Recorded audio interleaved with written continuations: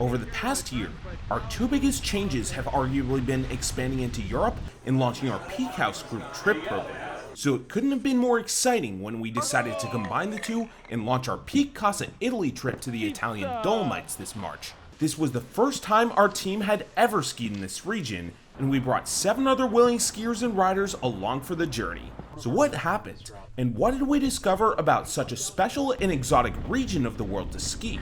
Well, in this video, we'll walk you through the entire adventure that was PeakHouse Italy 2025, the especially unique parts about skiing in a place like this, and what this means for our trips going forward. Before we jump in, we already have a number of international PeakHouse trips planned for next year, and you can check them out in the description below. With that all being said, let's jump right into it. The first thing to note about a trip to the Dolomites is that the mountains aren't actually all that close to the airport. We ended up meeting up in Munich and taking the train from there.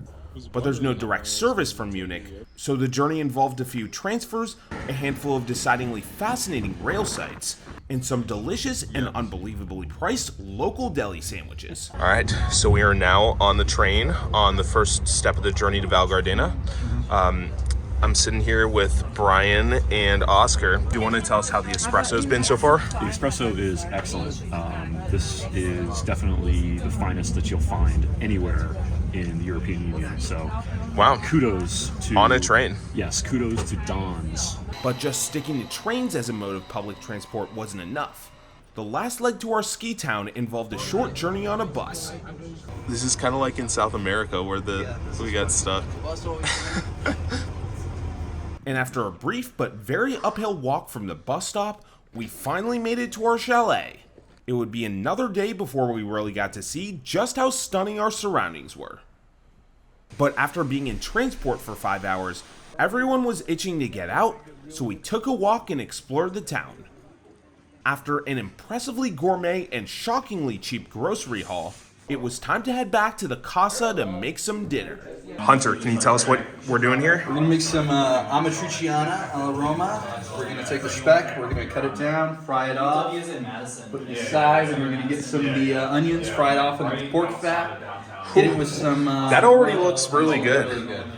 Just, I feel like you could eat that straight. You definitely can. Pretty close. Yeah, pretty close. Yeah. Nice. But it's not a real dinner in Italy without some classic appetizers. Brian, what you got cooking for us? Hey everybody, so we've got a really delicious charcuterie spread here. We have some ungarese. This is our mortadella offering. Yeah. And then suppressa here in the near to the camera. As in Italy, gotta have it. Then finally, our first homemade Italian dinner of the trip was ready. Oh my god, this is 30? Wow. Yeah, 30. This looks amazing. What did we do to deserve such an insane meal? First night, too. After that absolutely phenomenal first dinner and a wholesome night's sleep, it was time to head to the slopes and get a first good look at the massifs that make this place a UNESCO World Heritage Site. What's up? One of your poles is dead. Yep. Yeah. I need to get new ones. After a quick walk through town, we ended up at the base of our first ski lift. First stop, Seiser Alm. But before we could get on the lift, we had to buy pass insurance. This is because Dolomiti lift passes, including icon passes, don't include ski patrol services if something happens on the mountain. But after getting all that sorted out, it was time to board. I think so. We want to squeeze. Standing room, right? Let's do it. Let's party. Yeah, it says 15 person capacity right there. It's raining in the middle, guys. Hey, I mean, we're in Italy. Oh, yeah. There wasn't like some sort of leak. Yeah, I got it. Yeah, we wouldn't be here. Scusi. And with that, it was time to lay down some Dolomiti carves. Remind me, what's red Red is like a blue. and what's blue? That's like a green. Seiser Alm was a lot more of a warm-up day than anything else. It had some impeccably beautiful views and nice cruisers. What do you think? Early 10 out of 10 aesthetic? I think it's hard to give it anything other than that. Yeah. It also had a surprisingly great playground scene. Woo! That was pretty smooth. However, there wasn't anything particularly long or difficult there, which left some of us wondering if the whole of the vacation was going to be like this.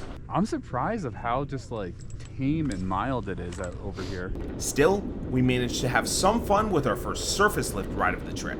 I've never done one of these, so you just put in between your legs and hold on. Yep. And we may have had a little incident.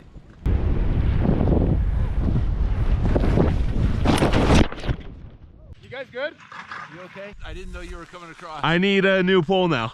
Oh no, that's the same thing that mine looks like. Whoa! This was my reenactment of what happened with Kicking Horse's hanger arm on that gondola. You and me, buddy. No poles, gang. But that wasn't too top of mind because we happened to be en route to one of the most wholesome Tyrolean restaurants we could find on the mountain. So there's a Refugio right here, there's one over there. But not before a little pre-meal workout. All right. Is it recording? Yeah. All right, we'll try. Whoa. Woo! Whoa! Refugio time. Oh wait, no. Rick's got to show us how it's done. Holy cow, Rick. Whoa! Okay. Now I feel bad. Okay. Finally, it was lunchtime. We started out with some interesting drinks. What exactly is it? It's like a caramel liqueur. Oh. And appetizers. Oh my. Like I said, they honor their food here. Yeah. Just one is good. Oh yeah. That's what you know the kids, man. Is anyone else getting more glühwein? I'll get another one. Okay. But after a hearty and impeccable meal, it was time to finish the day on the slopes, especially given how much untouched snow there was. Should we hit this? Yeah. This looks great.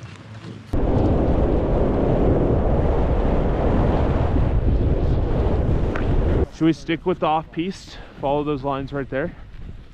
Go right. Over it. Yeah.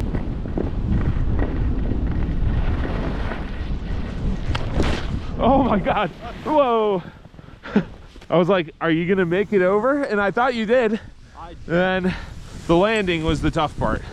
Seiser Alm wasn't a particularly hard ski area terrain-wise, but the same couldn't necessarily be said for its long, convoluted layout. So we basically, we got to go to lift 70. So back to the one we were just on, right? Yes. 4 We ventured out to the far reaches of the resort and back across what seemed like more than a dozen lifts, and by the time the day was over, we were dealing with some aggressively deteriorating snow conditions. Whoa! Oh my God! What just happened? Oh my. But we eventually made it back to the valley run to our little village, and it just so happened to have both the steep and long profile we've been yearning for. This is what I've been looking for all day.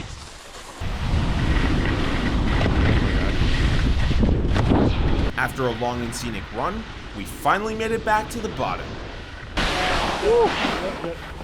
Way to go. Good job, guys. So Sam, it looks like your buddy Jonathan Buckhouse has been here. Oh man, he's got his sticker. So what was the move now? Well, of course, another grocery run, followed by a second in-house gourmet dinner. What's up, man? You guys Thank didn't you. take the bus? We did take the bus. Tonight's dish, another classic Italian specialty. I've never seen this kitchen setup in Italy before. Freaking dishwasher. Unbelievable. So who made the dinner tonight? Same guy? I've looked a few things. But this guy actually breaded all of them. I tried. So. Dude, that is fire looking food. So after another incredible meal and good night's sleep, it was time for Dolomiti Super Ski Day 2. And this time, we had a much more aggressive itinerary in mind. First stop, hitting the town funicular lift. Well, I think there's a funicular right there. We're saying funicular, then I think it's this one. Yeah, that was it. Funiculare. Well, it says funicular, so Yeah. one would hope so. But we were starting to wonder why nobody was here. Oh, you know what? It's not even open yet. Will it open? Quelli che stavano scapando. Voi andate a dormire sopra. A dormire. Sleeping. On the top. No? Skiing. Skiing no possible. Because we have not enough snow. So as you just heard, the funicular was unfortunately closed due to a lack of snow cover. But thankfully, the gondola up to the rest of the resort was just a short walk away. Yo. They may have pulled this too. You want me to grab you some? They had some? I don't know. Let me check. May not be a terrible idea. All right, are we thinking Bella Vista champagne or Ferrari champagne? Ferrari Maximum champagne. This is where we should have gone yesterday. I think PeakHouse owns the next chair. I think so too. Brian, those are the European style. They don't fit your skis. Yeah, these are coming in too. We all 6 in there. Lean forward back here. There you go. But the little detour to get up the mountain was all but a distant memory when we got to the top and saw what was awaiting us. Keep the camera on. Oh my god. Unbelievable. Dude, this I saw that and I thought that's what you were talking about. Then I turned my head. Frickin' believable. ski aesthetic, 10 out of 10. I think we're gonna need to do some more recalibrating. This is really quite something. Let me ask someone to take our photo. Real question is, do they speak English? So on the first trail of the day, most of us had already experienced the most beautiful run of our lives, and it was about to get even crazier. We promised you a ski train, you get your ski train. So while we weren't able to get on the first funicular, we had a lot better luck entering the second. It's like, it's the perfect amount of steepness. Hopefully that speaks good of things to come. Yeah. And this train ride was indeed a symbol of things to come, because it provided an underground link to perhaps the most famous ski circuit in all of Europe, the Sella Ronda. If you don't know what that is, this meant we were about to get some serious ski mileage in. But first, we were going to have to push through our first free-for-all European lift line mod. Maybe we try to get the one after this. Yeah. Alright, well. It's every man for himself out here. Yeah. Nice. We finally made it up the gondola, and it was time to start our first real quest of the day. Did you look to your right yet? Right. Now's a good time to mention that we had a resident Dolomite expert in our ranks, our trip goer Rick. Sella Ronda orange alternative is black. His goal of the day, get us across about a quarter of the Sella Ronda into a very special run on the outskirts of Alta Badia.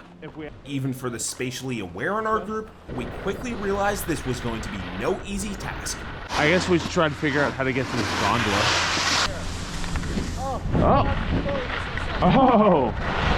Oh, you're 100% right. But luckily, with Rick there, we made it across 6 different lifts in less than an hour with relative ease. That's like stacked up hay bales. They've got to have something in there to keep it structurally sound, but for Hey, we're in Italy. abbey control. Maybe they have lots of salami and mozzarella. Oh, the orange. Do we have everyone? Oh, it's there. How's everyone's day going so far? Oh, amazing. Awesome. Can't complain. Stage 4 of the Sella Ronda. Pretty amazing stuff. I like the terrain much better than yesterday's. Yeah. This is kind of an exciting way to ski. It's kind of more like we're taking a transport route than anything else. Yeah, it's like a journey. It's a journey. It's an adventure. It is. And it was about to become even more of an adventure as we officially crossed the border from the ski dominion of Val Gardena to the ski dominion of Alta Badia. As with the rest of the day, the sights and surroundings continued to be absolutely stunning. Whoa. That was pretty cool. Very beautiful. We continued to make our way across the lifts and trails of Alta Badia. You want to turn and give a quick thumbs up? But before we made it to our special trail, another incident came up. Did you guys hear about what happened? No. I broke my pole. Just now? I literally was using it to take my binding off and it snapped in half. Oh my god. No way. I'm not even kidding. Now 3 poles again. Oh my gosh. Just like, I thought you were seeing your It literally just snapped. Well, you get what you pay Literally for. unbelievable. But I wasn't going to let a second day in a row of broken poles slow us all down, and we kept on our journey until eventually we reached a route that had no aerial lifts at all. Wait, is this a taxi or? It's a ski lift. It's at least 10 kilometers up there. No. Oh wow. So we're not walking. No way. Okay. And so began the journey of the first uphill ski taxi most of us would ever take. Oh man, these seats, cushy after. So I think this is the first Mercedes ski lift I've ever been on. Yeah. We've described this 8-person high-speed Mercedes. Super Express 8-pack. Yeah. After a blisteringly fast 10-kilometer journey by ski lift standards, we made it to the final stretch before our signature run, a stunning tram ride. Rick mentioned at the top of here we should grab coffee. Okay. Maybe if they have paninis, maybe we grab like a quick panini or something like that. Yeah. Do you think you can break up your footages into 2 videos? Absolutely. Okay. So with the ride up the most industrial looking tram we'd ever seen, we made it to the top of Lagazuoi. Oh my. Oh my. This is awesome. Can I get a PeakHouse 2024? Or just do the cheers. That's probably good enough. And after a quick set of stairs, we arrived for our much deserved lunch break with views to boot. This is so insane. We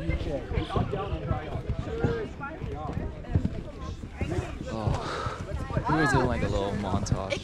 This is like the Amalfi Coast of skiing. It'll ruin everything else for you after. Can we show the bread to the class? That's some real Italian royalty. The scalloped potatoes, wow. Feel free to take some, guys.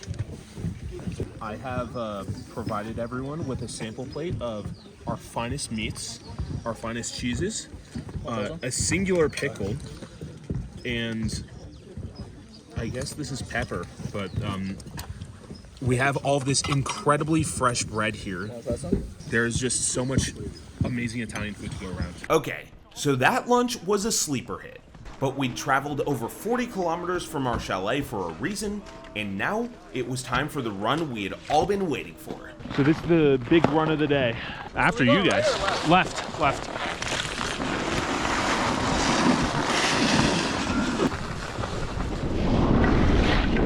This run was absolutely insane. Even compared to the others we'd done that day, this trail was exceptionally beautiful. We were boxed in by huge swaths of rock unlike anything you'd ever seen before. Oh my. What an adventure. This run was no slouch in terms of its length either, winding down over 8 kilometers.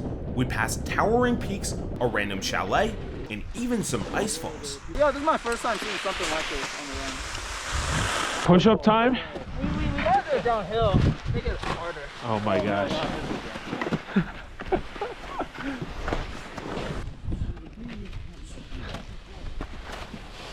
I feel like you're probably one of less than 100 people who has ever done push-ups on this run. Maybe less than 10. Yeah, if only we can, like, you know, track that somehow. It's not like it's being recorded or anything. You're not making it. Oh, the fifth. Oh my. Damn. Oh my. Oh. We got 2 in. As you could probably tell by everyone's energy, this certainly wasn't the hardest run in the world. But even the experts in our group weren't hurting for a good time based off the sheer adventure involved. And believe it or not, it was about to get even crazier. No way. Yes, that's right. We were about to ride a lift powered entirely by horse. Snowboard up the kuche. Sit in the car. Wait, 4 euros. It cost 4 euros to ride, cash only, but for the novelty, I mean, come on. You guys have any comments before our first horse lift ride? Is my GoPro on forward? Yes. And then it was off to the races, no pun intended. What do you think happens if you fall off?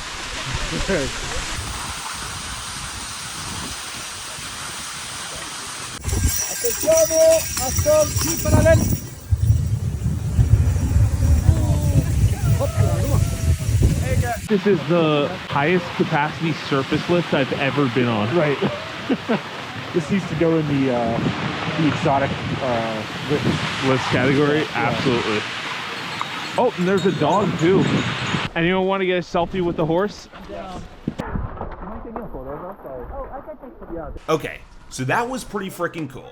At this point, we were still more than 25 kilometers away from our town though, so we made our way back in the other direction, and after about a dozen lift rides, we ended up in downtown Gardena for Opry. So should we just grab dinner now then? We got everyone here. Yeah, we got the squad. After 2 home-cooked meals in a row, everyone was ready for something different. Today, we decided to go for some authentic Italian restaurant pizza, and boy, did it deliver. Can I we have? What'd you say? It's the can I we have. After a late-night bus ride back to the casa for some well-deserved rest, it was time for an incredibly aggressive day 3. In fact, our goal for the day was to do the entire Sella Ronda, which covers 40 kilometers and didn't even have a taxi to cover part of the distance this time around. This ended up being such a journey that we're actually saving what happened on that day for a future video. But anyway, after we got back from what happened on day 3, we did celebrate with charcuterie and some fine liqueur. We're sharing a bottle of friendship, Armentarola. It's a liqueur that's produced only in this region and it's only available to buy in this region. It's a very distinctive liquor. Salud. Salud. Salud. Day 3. But after another excellent homemade dinner, we had to call it early because the next day, we got up at 6 a.m. for a 2-hour drive to Cortina. First up, a stop at a classic Italian pastry shop. You can't skip the morning Italian ritual. Nope. When in Italy, have to partake. Oh yeah. Having fun? Oh yeah. It's like the old days. After sufficiently caffeinating and getting our inner kids satisfied, it was time to actually get on the lift. The first thing we learned was that Cortina's RFID gates were a little bit more finicky than we were used to. Okay. Oh, that's not the reader. The reader is this thing. The reader is behind where you're putting your arm. Oh. Yeah. I'm sorry. What was that? This is day 50 for me. Wow. Nice. Yeah, Wow. Day 50. That's awesome. As some of you may know, Cortina is set to host parts of the Winter Olympics in 2026. Little did we know just how much of a view of the construction we would be getting on our first ride up. Oh, is that the Olympic bobsledding course? Oh. No way. You have footage of that? Wait, is that the one that like could potentially not be done by... For context, some news had recently surfaced there was a small chance the Cortina bobsled track wouldn't be certified in time for the 2026 Olympics. This would be funny if they actually can't get it done. And we now have live footage of them. Yeah, right. Attempting to construct it. Either way, it was pretty freaking cool to have a bird's eye view of a piece of history. It's very cool that we get to see this. Hey, well that's what you guys signed up for with PeakHouse Italy. Hell yeah. I'm reading on a gondola. There's a little. Oh my different god. stops we got. I wonder what an Italian style restaurant in Italy is like. Yeah. That almost has me concerned. After a second stage up the mountain via an exceptionally high tram ride, we made it to our first run of the day and found ourselves amidst some of the coolest and most prominent rock formations we'd seen so far on the entire trip. Oh my god. The lift setup caught our attention as well. This is the tiniest, weirdest lift. Like my head is literally banging into the thing. Okay, what if you jumped from this lift onto that lift? That would earn me mad respect. Oh, hold on. My GoPro is stuck. Oh. Yeah, this lift is it's a spooky lift. After a few fantastically stunning upper mountain runs, we couldn't help but stop to check out the panoramic cafe. PeakHouse Italy 2025. Woo! How are we feeling with that croissant? Oh, it hits the spot. About to do a big long descent into Cortina. Oh.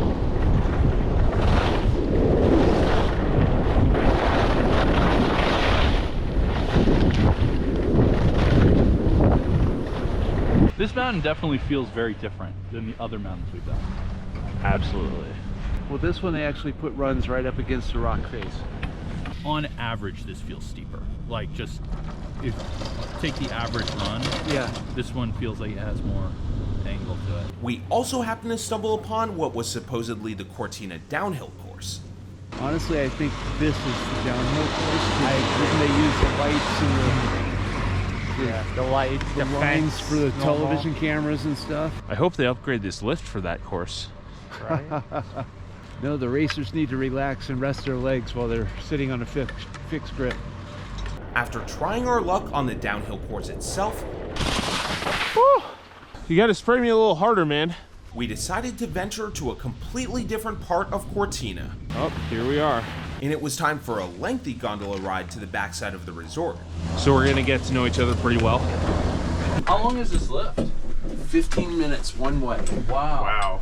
This is a steamboat wild blue gondola length here. Finally, we actually made it off. Ready to get the legs moving, huh? Going for it? The top? Yeah. Oh, the hike. Yeah. Ooh, that looks so much fun. Sadly, we did not have the time to both do the hike and get back to our cars at the end of the day. But the line we did end up taking may have ended up being even better. Those are not moguls, those are boulders. Next stop, the rock garden. So we kind of cut in. I'm looking for this like main path. So I think that's gonna Yeah. be... This looks pretty main to me. How do you want to film it? Do you want me to go ahead and like down here? Or do you I wanna think, film me yeah, going I think down? you go ahead so I can get some footage of you.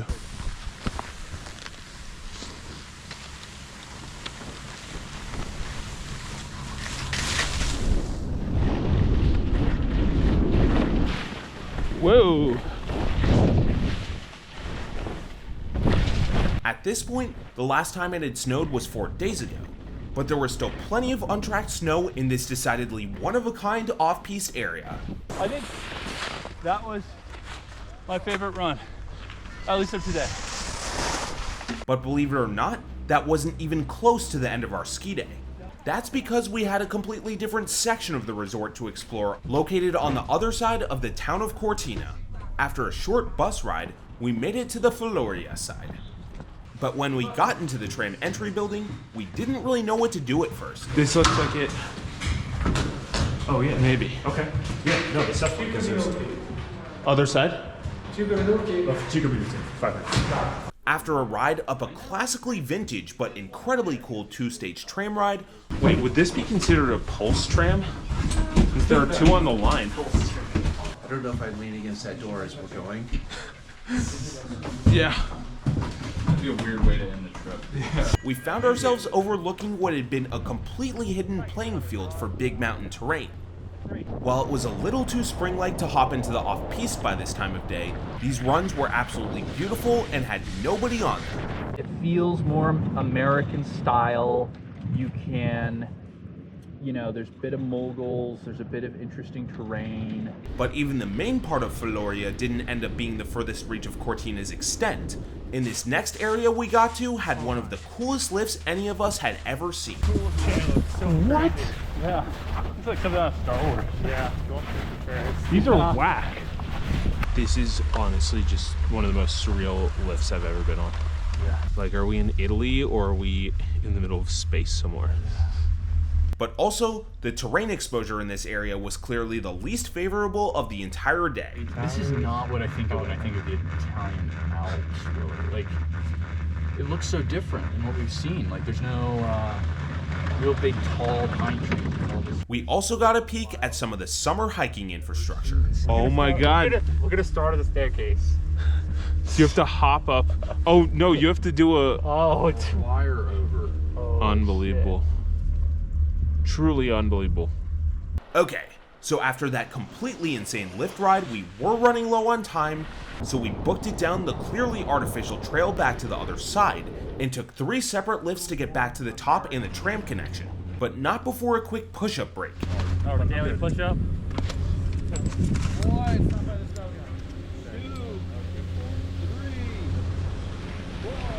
Wow. Rick's feeling it today. And some snow art. What does that say? Thank you. Oh, it looks like the logo. Yeah, I was about to say. Oh my gosh, that was awesome. Whoever had that idea. Rick, he was on it quick. Finally, we made our way back to the tram terminal to download back to Cortina. Yeah, we went from like, oh, let's make this a chill day to like, one of the more advanced runs we've done.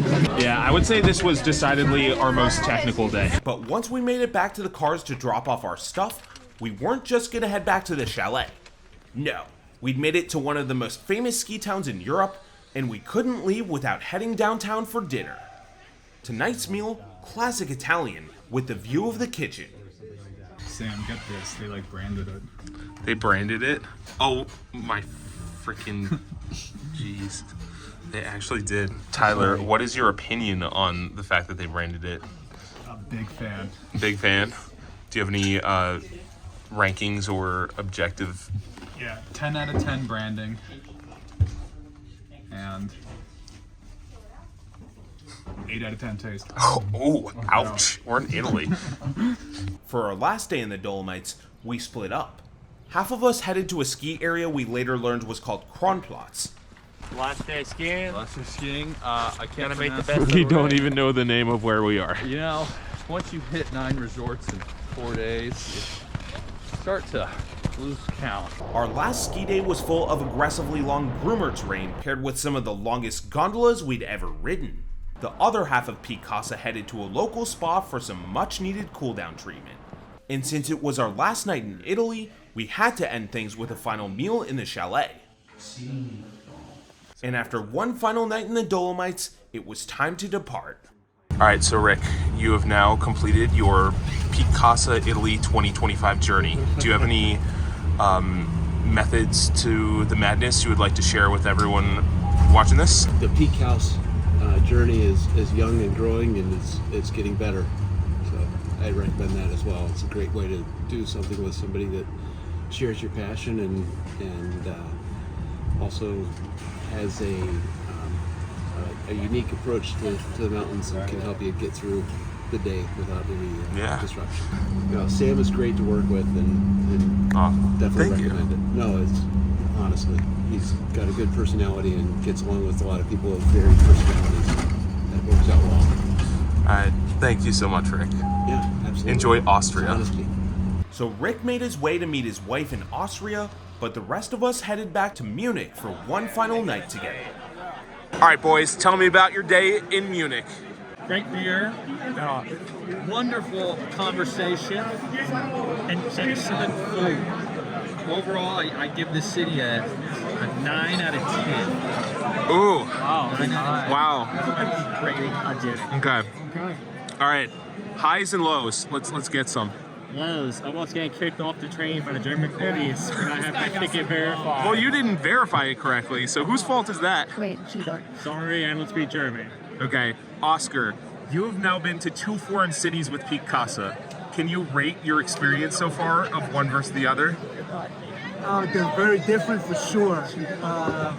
I'm just happy I learned how to say cheers in German.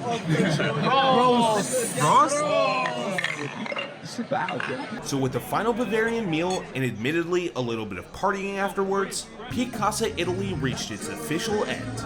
And all in all, I think it's fair to say it felt like a little bit of a fairy tale.